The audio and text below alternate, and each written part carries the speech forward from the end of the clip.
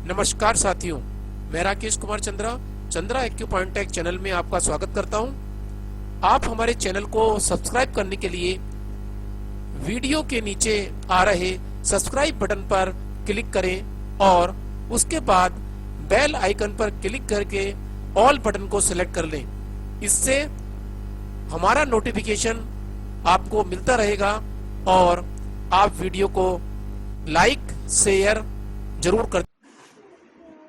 आज corona virus के समय में यदि किसी को खांसी जुकाम या बुखार हो जाए तो उसको मन में डर बैठ जाता है कि कहीं मुझको कोरोना तो नहीं हो गया। क्या डर डर के ऐसे ही अब जीना है? क्योंकि कोरोना तो अब जाने वाला नहीं है अभी काफ़ी दिनों तक, और वैक्सीन आने के बाद भी ये आपके साथ ही आसपास ही रहेगा। तो आपको सावधानी से किस प्रकार बचना है इससे, वो सावधानियां यदि आप बरतेंगे तो ये अन्य वायरसों की तरह आपसे दूर रहेगा। अभी तक जितने भी वायरस आए हैं हम अपनी इम्यूनिटी बढ़ाने के कारण उनसे बच पाते हैं। तो अब यदि किसी को खांसी जुकाम या बुखार की प्रॉब्लम हो तो वो सबसे पहले क्या करे? डरना नहीं है, लड़ना है। डरने से पहले हमें क्या करना है कि अपने पास हर घर में 2 डिवाइस जरूर रखें। Number 1 SpO2 device. ये SpO2 का मतलब क्या होता है? Peripheral capillary oxygen saturation device. SpO2 को एक पल्स ऑक्सीमीटर डिवाइस भी कहते हैं। दूसरा आपको रखना पड़ेगा डिजिटल थर्मामीटर, जिसमें बॉडी का टेम्परेचर नापा जाता है। जब भी आपको खांसी हो तो ऐसा नहीं कि कोरोना की खांसी है, तो आपको इस डर से नहीं जीना है। अब खांसी तो हर साल होती थी, जुकाम भी हर साल होता था, तब तो आप नहीं डरते थे, तो अब क्यों डरना? तो सबसे पहले आप ये पता लगाएं कि कोरोना की जो जानकारी है आपके पास वो कहीं से ले। या मैं आपको बताता हूँ कि जब कोरोना हो जाता है किसी को तो उसके लंग्स में बहुत परेशानी हो जाती है और सांस लेने में उसको कठिनाई आने लगती है, सीने में जकड़न हो जाती है बहुत ज़्यादा, और वो सांस लेने के लिए तड़पता है। ऑक्सीजन की कमी हो जाती है उसके ब्लड में और टेम्परेचर भी बना रहता है। तो इस कंडीशन में आप अपने घर पर शुरू में इस डर से बचने के लिए इस SpO2 डिवाइस का प्रयोग करें।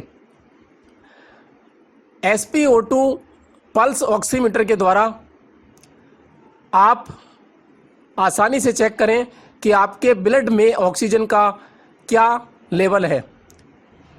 यदि किसी को बिना काम किए या बैठे बैठे सांस फूलती है तो ये फेफड़ों की समस्या हो या हार्ट की, तब भी सांस फूलने लगती है और ऐसे लक्षण आने लगते हैं, तो इसमें ऑक्सीजन लेवल चेक कर लीजिए।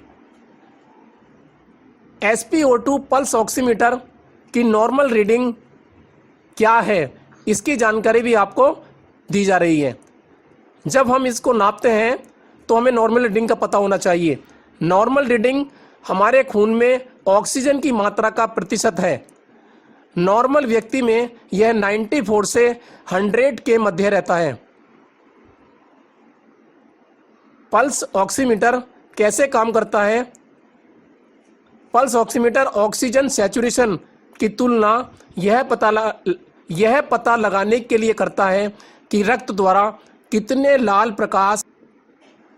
द्वारा कितना इंफ्रारेड लाइट अवशोषित किया जाता है। यह ऑक्सी HB और डीऑक्सी HB की मात्रा के आधार पर इंफ्रारेड लाइट अवशोषित परिवर्तनों की मात्रा की तुलना में अवशोषित लाल प्रकाश की मात्रा का अनुपात है। हीमोग्लोबिन एक प्रोटीन है जो रक्त में ऑक्सीजन ले जाता है। यह लाल रक्त कोशिकाओं के अंदर पाया जाता है और उन्हें अपना लाल रंग दे देता है। अब रीडिंग का अर्थ जानेंगे।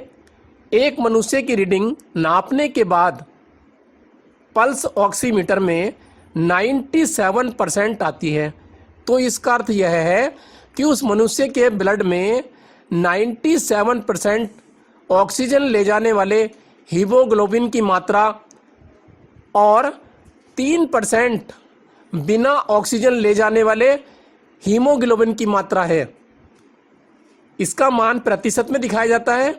जबकि एक उदाहरण दूसरा और लेते हैं, यदि आपका ऑक्सीजन लेवल 98% आता है तो इसका मतलब है कि प्रत्येक लाल रक्त कोशिका 98% ऑक्सीजन से युक्त है और 2% गैर ऑक्सीजन युक्त हीमोग्लोबिन से बनी है। कब चेक करें? यदि यह लेवल 94 से नीचे की तरफ जाने लगे तो क्या होगा? खांसी, जुखाम या वायरल इन्फेक्शन होने पर यदि आपको सांस लेने में भी परेशानी आने लगे तो आप SpO2 रीडिंग ले लें। SpO2 डिवाइस से रीडिंग चेक कर लें। यदि यह रीडिंग 90 से भी नीचे जा रही है तो आपको ऑक्सीजन की आवश्यकता पड़ सकती है और ऐसे में आपको ऑक्सीजन लगानी पड़ेगी, ऑक्सीजन लेनी होगी। यदि इस प्रकार से कम आती है तो तुरंत आप डॉक्टर से संपर्क करें और इसके लिए आपको लापरवाही नहीं बरतनी है, क्योंकि ऑक्सीजन लेवल कम होना एक अच्छी बात स्वास्थ्य के लिए नहीं है। दूसरा, आपको एक डिजिटल थर्मामीटर अपने पास रखें और इसके अंदर रीडिंग बहुत ही आसानी से लगाने के कुछ समय बाद ही आ जाती है। आप इसके द्वारा, इसकी जो टिप है स्टील की होती है, स्टील जैसी होती है, और उसको आप अपनी बगल में लगा के रखें। तो ऑन करने के बाद जब आप इसको बगल में लगा लेते हैं तो कुछ सेकंड बाद बीप की आवाज़ आती है। इसका मतलब है कि यह थर्मामीटर आपकी रीडिंग नाप चुका है और आप इसमें पढ़ लीजिए कि आपकी बॉडी का टेम्परेचर क्या है। हमारी बॉडी का नॉर्मल टेम्परेचर 98.4 फ़ारेनहाइट होता है और जब हम नापते हैं इस मीटर से तो यदि आपकी बॉडी का टेम्परेचर 98.5 आया है तो इसमें आप 1 और जोड़ देंगे, यानी कि आपकी बॉडी का टेम्परेचर 99.5 है। तो इसमें केवल रीडिंग जो भी आए उसमें आप 1 जोड़ दीजिए तो ये आपके शरीर की रीडिंग होगी। इस डिवाइस का नाम फिंगर टिप पल्स ऑक्सीमीटर है, SpO2। तो ये ब्लड में ऑक्सीजन की मात्रा और आपके पल्स रेट को भी बताती है। तो हार्ट बीट को भी चेक कर सकते हैं और अपने शरीर में ऑक्सीजन का लेवल कितना है, ब्लड में ऑक्सीजन का लेवल कितना है, उसको भी इस डिवाइस के द्वारा पता लगा लिया जाता है। इसको चलाना बहुत आसान, और इसमें यहाँ पर ये 2 बैटरी प्रयोग की जाती हैं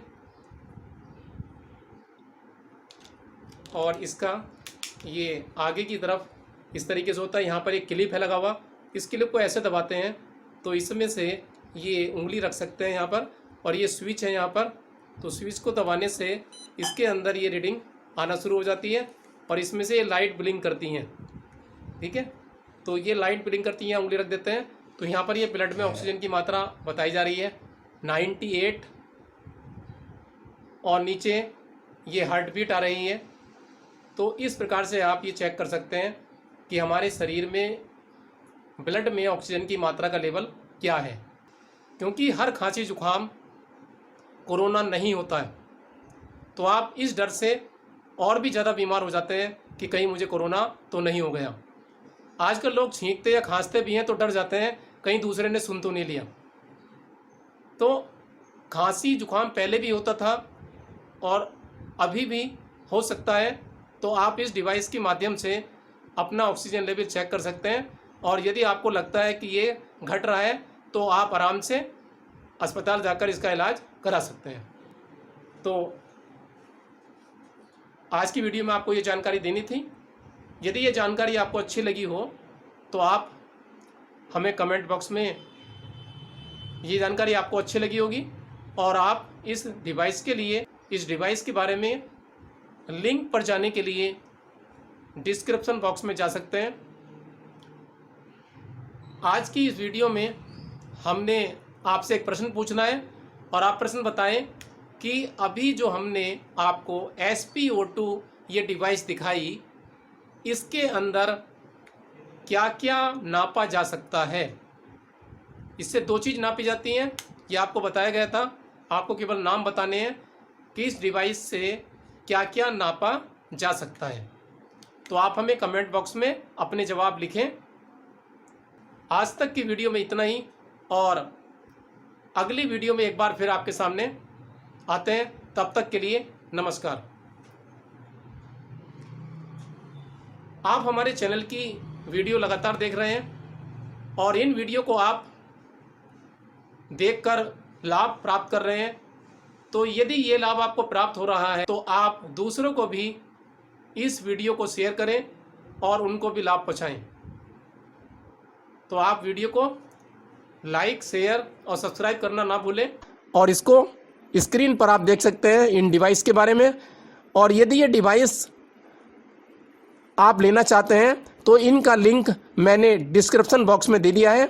आप वहां से जाकर इन दोनों डिवाइसेस के बारे में जानकारी प्राप्त कर सकते हैं।